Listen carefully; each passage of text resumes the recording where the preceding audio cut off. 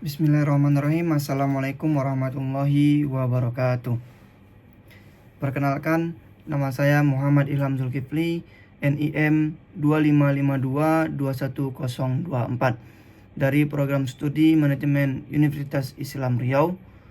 Kali ini saya akan membuat tugas yaitu UTS Take Home dengan dosen pengampu Ibu Prof. Dr. Handa Hadja Sri Indrastuti SMM terkait membuat tugas menjawab soal dari 3 soal dalam bentuk video. Langsung saja untuk soal yang pertama, yaitu kemukakan secara konsep peran manajemen SDM sebelum era globalisasi dan persaingan pada organisasi profit motif maupun organisasi sosial. Kemukakan dengan contoh kasus dan konsep yang digunakan organisasi tersebut. Maksud dari soal ini yaitu peran manajemen SDM sebelum era globalisasi dan persaingannya.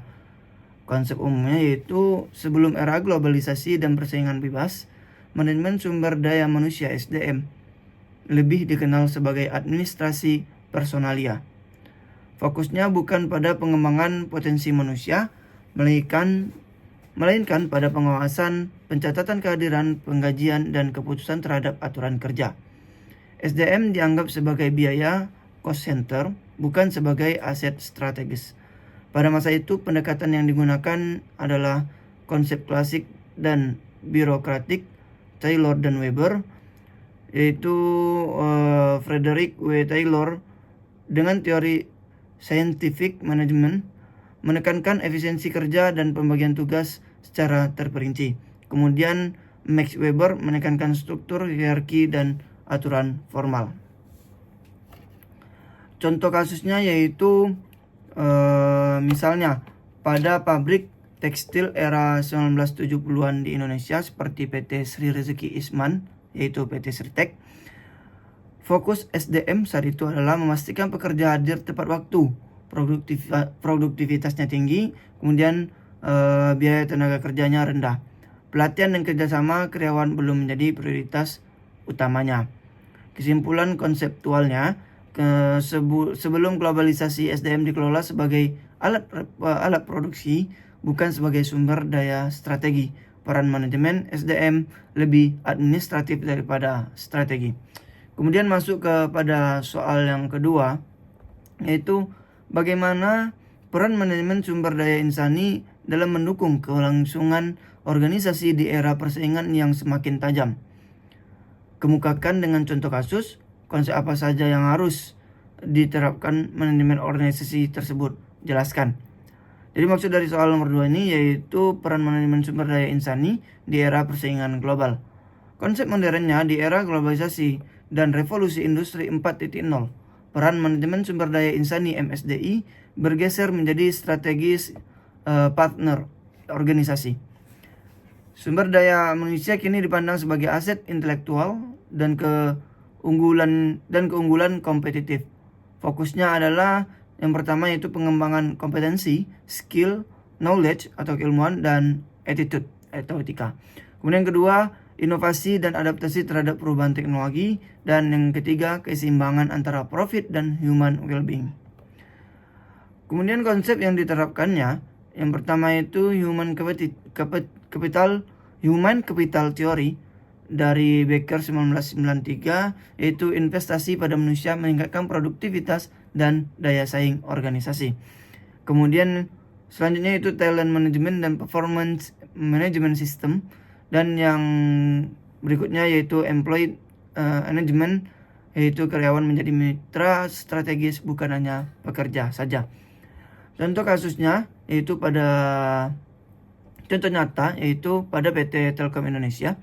Telkom melakukan transformasi SDM melalui yang pertama program digital talent development, kemudian sistem e-learning dan sertifikasi digital, dan juga penilaian kinerja berbasis Key Performance Indicator KPI. Hasilnya, Telkom mampu bersaing di era digital dengan inovasi seperti IndiHome, Telkomsel Digital Ecosystem, dan Big Data Platform. Kesimpulannya yang dapat kita ambil yaitu manajemen sumber daya insani berperan dalam menyiapkan sumber daya manusia yang agile, kompeten, dan inovatif, sehingga organisasi mampu bertahan di tengah persaingan global. Dan yang soal berikutnya yaitu yang ketiga terbagi menjadi 4 poin, ada A, B, C, serta D. Yang A yaitu jelaskan kondisi organisasi di tempat saudara bekerja dengan menggunakan analisis BCG, yaitu Boston Consulting Group atau pelajaran pada bab 9 kemarin. Kemudian poin yang keduanya yaitu berada di posisi mana organisasi saudara tersebut pada saat ini. Kenapa demikian, kemukakan. Dan yang poin C, kemukakan keunggulan dan kelemahan pada posisi tersebut. Dan poin D, apa saran saudara terhadap kondisi yang dihadapi organisasi SAR tersebut? Kemukakan dengan contoh analisis kondisi organisasi dengan BCG, Boston Consulting Group. Lanjut kita menjawab mulai dari poin A, yaitu yang pertama itu analisis BCG, Boston Consulting Group. Model Boston Consulting Group atau BCG metrik mengelompokkan unit bisnis ke dalam 4 posisi berdasarkan pangsa pasar relatif, market share, dan pertumbuhan pasar, market growth. Di sini terbagi menjadi 4. Yang pertama itu STAR, yaitu pangsa pasar tinggi dan pertumbuhannya juga tinggi. Yang kedua itu cash flow, pangsa pasarnya tinggi namun pertumbuhannya yang rendah. Yang ketiga itu question mark, kebalikan dari cash cow, yaitu pangsa pasarnya yang rendah namun pertumbuhannya tinggi. Dan yang keempat dogs, pangsa pasar rendah namun pertumbuhannya juga rendah. Kemudian lanjut ke poin yang B, yaitu mengenai posisi organisasi saat ini. Untuk saat ini saya bekerja di usaha dagang Cucu Datuk Gemilang Fish Farm, yang lebih tepatnya berlokasi di Desa Kota Masjid, Kampung Patin, Kecamatan 13 Kota Kampar, Kabupaten Kampar, Provinsi Riau, yang mana usaha ini bergelut pada budidaya ikan air tawar dengan komoditas ikan patin dan juga ikan lele. Berdasarkan analisis BCG, yang pertama pertumbuhan pasar ikan lele maupun patin masih tinggi karena kebutuhan protein hewani meningkat, ditambah lagi dengan kebutuhan untuk penyediaan MBG sesuai dengan program Bapak Presiden kita. Kemudian pangsa pasar usaha dagang Cucu Datuk masih menengah, kalah oleh pesaing-pesaing yang sudah lebih besar atau lebih berpengalaman lama. Kemudian maka posisi usaha berada pada poin yang ketiga, pada market share and market growth, yaitu pada poin ketiga yaitu question mark. Pangsa pasarnya rendah namun pertumbuhannya cukup tinggi. Memiliki potensi tumbuh namun belum menjadi pemimpin besar.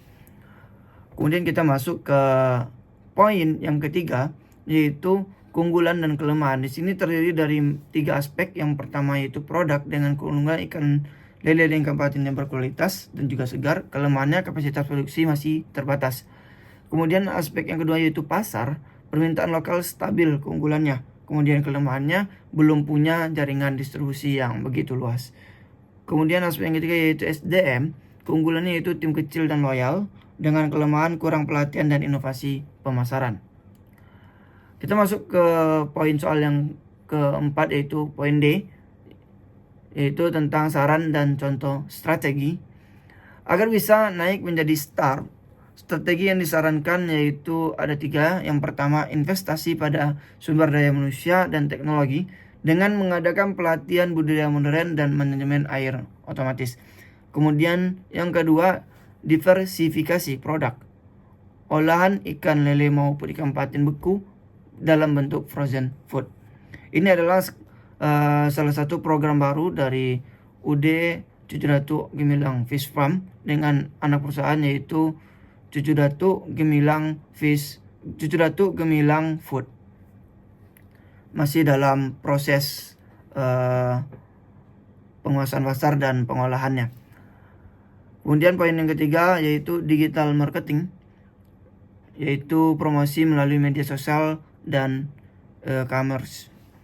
Contohnya, jika usaha dagang Cucu Datuk mengadopsi sistem penjualan online seperti Lily Mart berbasis aplikasi, maka dapat memperluas pasar dan meningkatkan pangsa pasar dalam waktu 1-2 tahun ke depan. Dan kesimpulan yang umum yang dapat kita ambil dari soal-soal ini, yang pertama, sebelum globalisasi, yaitu SDM dikelola secara administratif dan hierarki. Kemudian setelah era globalisasi, pada saat era globalisasi, SDM menjadi aset strategi dan sumber inovasi. Yang ketiga yaitu analisis BCG membantu organisasi menentukan posisi bisnis dan strategi pengembangannya. Dan yang keempat yaitu SDI yang adaptif dan kreatif menjadi kunci keberlanjutan organisasi. Mungkin cukup sekian yang dapat saya sampaikan dari 3 soal yang diberikan. Lebih dan kurangnya mohon dimaafkan. Saya akhiri dengan Assalamualaikum warahmatullahi wabarakatuh.